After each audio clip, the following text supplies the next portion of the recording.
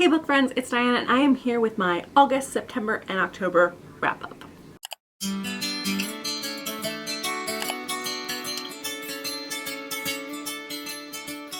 It's been a while since I've done one of these, so I'm just going to try and get through it as quickly as possible because there are quite a few books I read during these 3 months. A lot of them were for Booktubeathon, and I don't want this to be like a 20-minute video.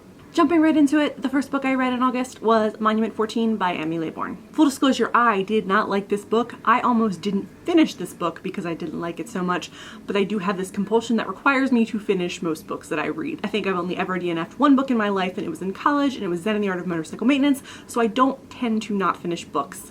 I powered through this, and it never got any better, and I kind of regret reading it, but that's aside from the point. Monument 14 follows a bunch of high school kids who take refuge in a supermarket department store while the world outside is struck by a series of very unnatural disasters, from chemical spills to catastrophes.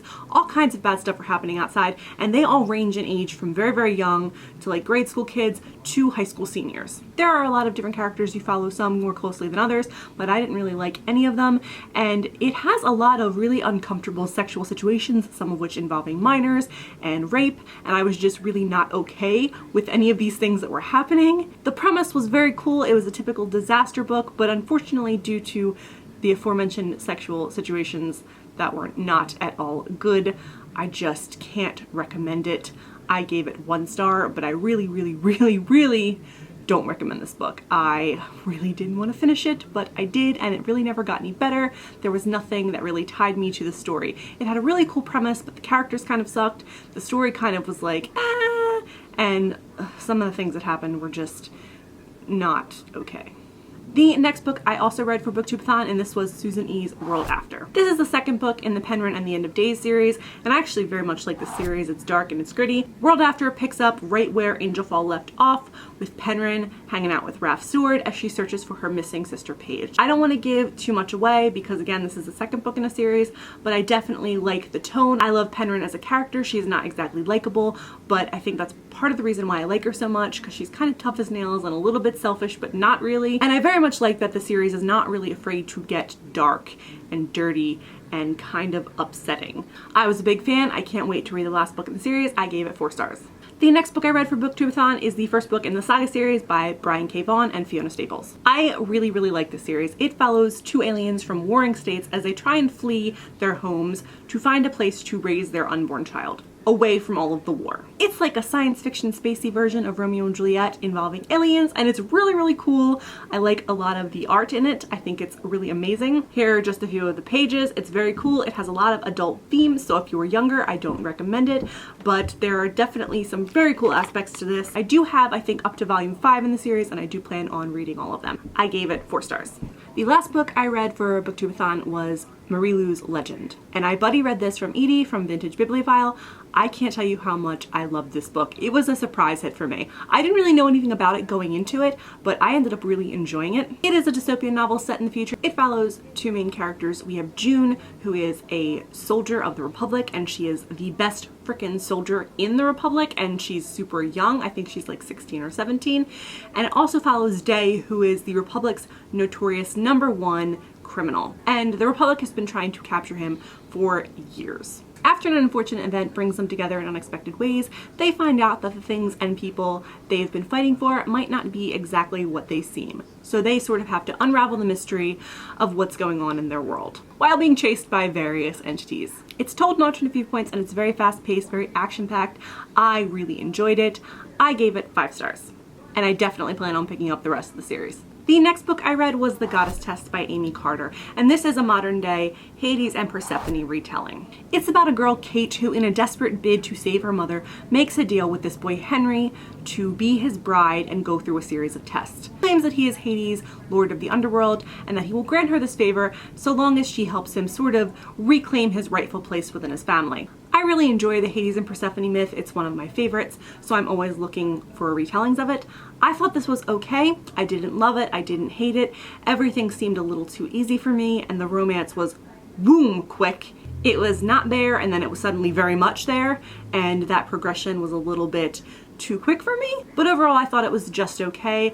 I plan on picking up the rest of the books in the series eventually, but I'm not in any hurry to get to it.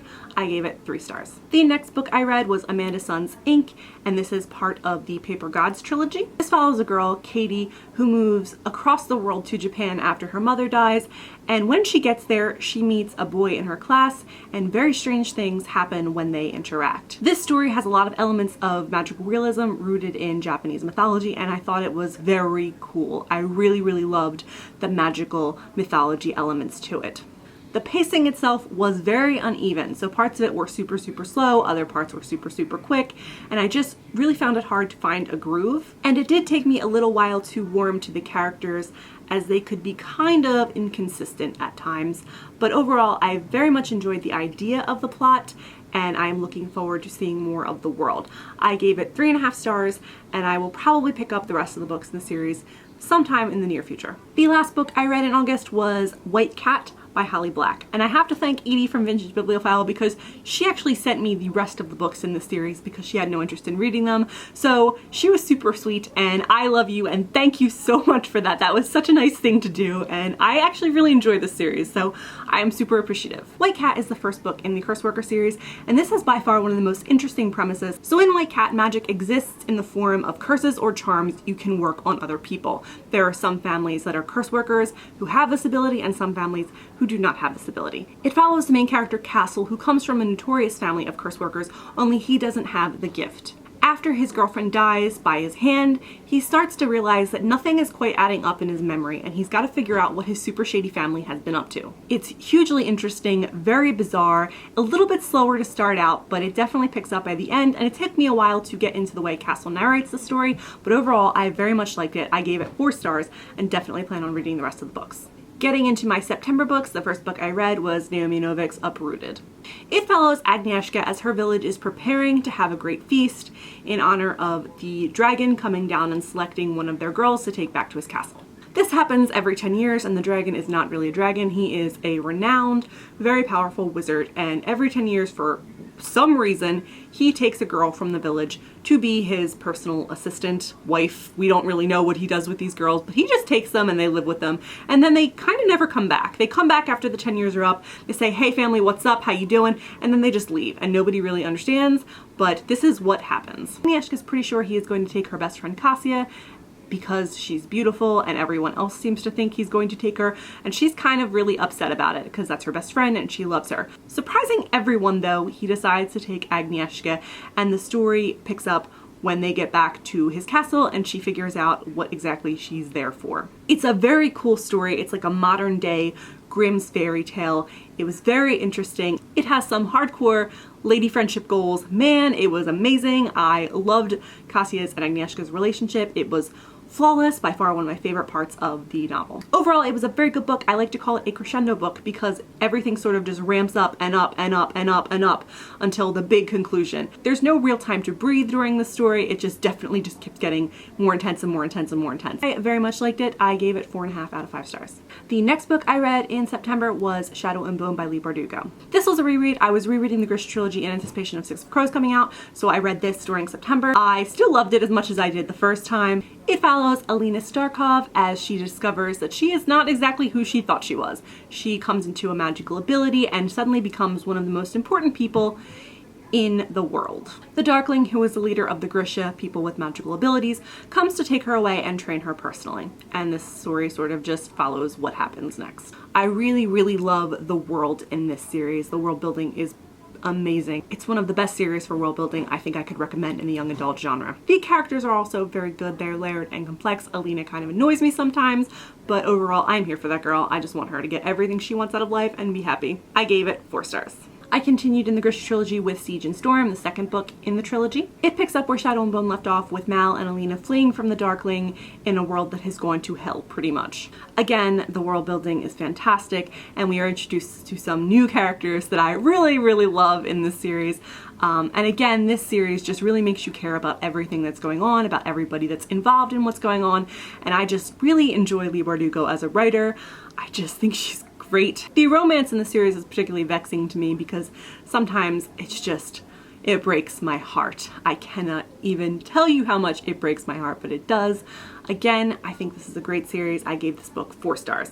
In October, I took a break from the Grisha trilogy and read Something Strange and Deadly by Susan Dennard in anticipation of Halloween. Something Strange and Deadly takes place in the 1800s in Philly, and there are zombies everywhere. It follows Eleanor Fitz, a socialite on the brink of poverty, trying to figure out what happened to her brother. She fears he's been kidnapped by some unsavory characters after a zombie delivers a note from him saying he's not going to be able to make it to their family gathering. Having nowhere else to turn, Eleanor enlists the help of the spirit hunters, who are sort of like Philly's supernatural Ghostbuster team of that age, and they pretty much deal with all supernatural threats, incidents, and everything like that. And as they work together to figure out what is going on, more zombies keep popping up, the world is getting more dangerous, all signs point to something pretty terrible happening, and they are the only ones who care enough to stop it. I thought this book was a lot of fun. I definitely plan on picking up the rest of the books in the series. I gave it 4 stars. And that's pretty much everything I've read for the last couple of months.